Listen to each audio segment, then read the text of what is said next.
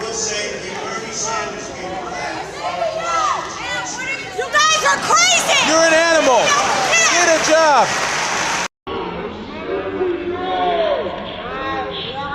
Rashida Tlaib reportedly faced police intervention outside Congress after an explosive clash with Representative Byron.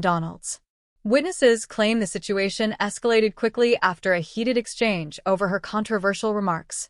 While official confirmation of an arrest is pending, this moment reveals the growing divide in Washington and how far the radical left is willing to go when challenged. Watch the full breakdown and subscribe to Illuminate for more truth the media won't touch. Mr. Chair, but you all live here, and you're not telling people the beautiful parts that you do see in our nation's capital. And no, it's just wrong how we're doing it. Chairman, I think it's insane that the gentlelady doesn't have an argument, but she's going to refer to me and some of my colleagues. We were from the Third Reich. This is insane. It's insane. It's insane. It's insane. Do I look like a member of the Third Reich to you, Ms. Tlaib? Is that what I look like to you? You're the one taking your voting card. Is that what you think? Is that what you think? Is that what you think? No. Thank you. Chair recognizes Ms. Tlaib from Michigan. Thank you so much, Mr. Chairman. I think it's really important. I mean, we're talking about, 700,000 people that live here, and I feel like their voice gets completely just dismissed. And so, if I may, Mr. Chair, ask unanimous consent to enter the record the Washington Post poll of D.C. residents found 8 out of 8 in 10 opposed Trump's taking over of their local police and sending in federal troops. Without objections ordered. I think it's also really important to understand, like, the incredible kind of slanderous, like, defamation. I don't know what to call it. They're just burying Washington, D.C. You just heard them speak about our nation's capital in that way, in a way that I feel very much like that's not what I see. I see people walking around with their families, people enjoying time to see these beautiful, incredible, beautiful monuments and everything. And there's a pride here, too. And so I just want to bring the D.C. residents into this committee, because I feel like they are being made invisible. And this really ugly picture that is not reflective. And I'm from Detroit. I've seen it happen to my city, and it's despicable in a way that I feel like really goes up against our values. One of the things that I know in every abuse of power that we let President Trump and the administration get away with in D.C., it will be replicated. It will be expanded across the country, and it is going to tear apart our communities. Mr. Jackson, I talked to you about a little bit about this, but I think it's important to understand that we do have a mental health crisis, that we have a housing crisis, affordability crisis. Can you police any of those away? No. You can't police away homelessness. And the way they talk about our homeless neighbors is so... no wonder there's violence increasing towards homeless neighbors. I see it already, the brutality of it. When we see housing costs go up, when we see, again, the lack or dismissiveness of the mental health crisis that we continue to grow. And it's not just this administration, and the previous administrations as well. No one has moved with the urgency that is needed. Just last week, the committee approved over a dozen bills regarding Washington, D.C., and, I'm just curious. Criminalize children. My colleague from Boston talked about this. It basically interfered with legislation already passed by the local government. Was anyone on this panel consulted? Any of you? Raise your hand if you were consulted on any of these bills. Yeah. We were not.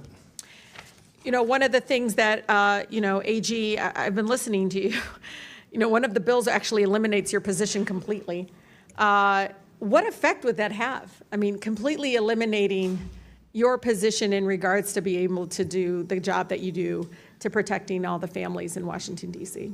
We'll start with the fact that more than 70% of the residents of the District of Columbia overwhelmingly voted for having an independent elected attorney general. That's right. And that's a recognition of the fact that when an attorney general is directly accountable to the people, directly responsive to the people, we are much better at doing our job in terms of addressing housing affordability and conditions in slumlords, seniors and consumers who are being scammed, addressing the issues that are most important to D.C. residents, because I am accountable to them. I read wage theft is an issue, workplace discrimination. I mean, there's a number of issues that need to be addressed, and they're not going to address that. They want to paint you all as this ugly, dark, all just out in the street. I mean, the way, it's just unbelievable because they all live here. I don't see it. I don't see what they see. I don't understand why we're allowing that to happen, because I actually think it's going to hurt our communities. People are going to look at Washington, D.C. folks in a way that I think is going to be very painful, but also, you know, I don't know, Mr. Jackson, I heard the stories. People didn't leave their homes. They weren't leaving their homes. Businesses didn't see people coming into, I mean, that's what we want in our nation's capital. Stay in your house, don't move, don't go anywhere, stay fearful.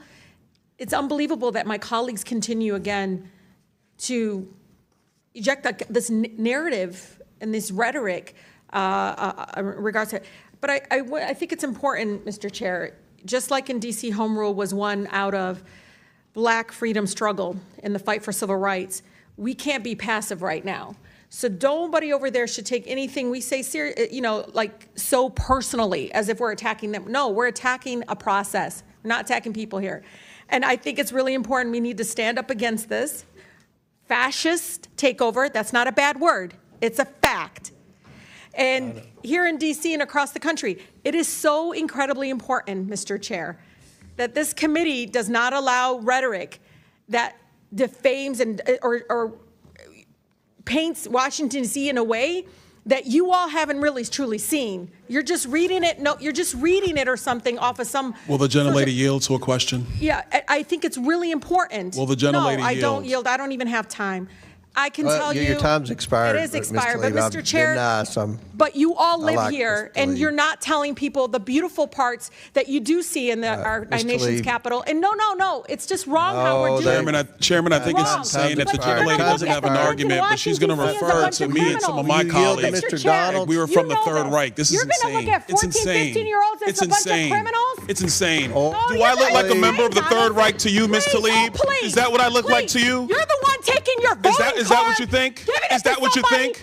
Is that what you think? No, that's unethical. I think it's radical and I think it's insane. And I'll respect everything that you say. But to say something like that to myself and all of my colleagues is way out of line. It's way out of line. It's way out of line. Regular order, Mr. Way out of line. Regular order. That's okay. But it's okay, right? That is not how it goes. It's okay, right? You hold yourself accountable before you talk about Hold myself accountable. Hold your own self accountable. How about that? Hold your own self accountable. How about that? Free DC and make sure you vote with your own voting card. Don't be giving it to somebody else. Tlaib. All right, time. Chair recognizes Ms. Boebert from Colorado. Wait a minute, Ms. Boebert. All right. Welcome back to Illuminate, the channel that exposes what the mainstream media refuses to show you. If you believe in truth, freedom, and America first, make sure to subscribe and hit that like button, because today's story is one for the books. So here's what we know. Reports are flooding social media claiming that Congresswoman Rashida Tlaib, yes, the same far-left firebrand who's been making waves defending extremist rhetoric, was allegedly detained outside the Capitol following a fiery confrontation with Republican Congressman Byron Donalds.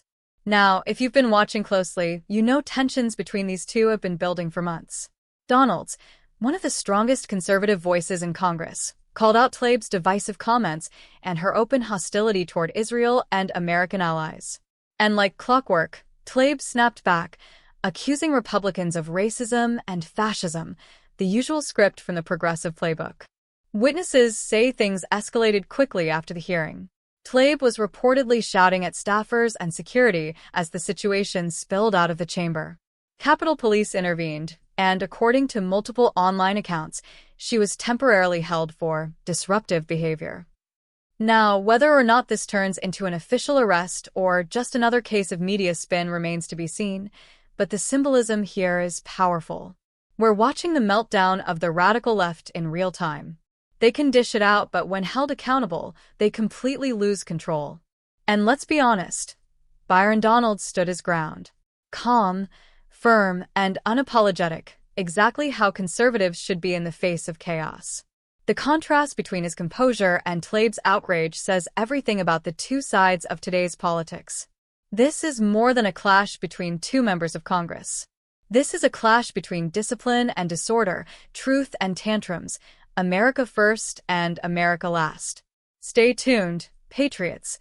We'll keep following this developing story as new details emerge. Don't forget to like this video, subscribe to Illuminate, and hit that notification bell so you never miss an update that the mainstream won't show you.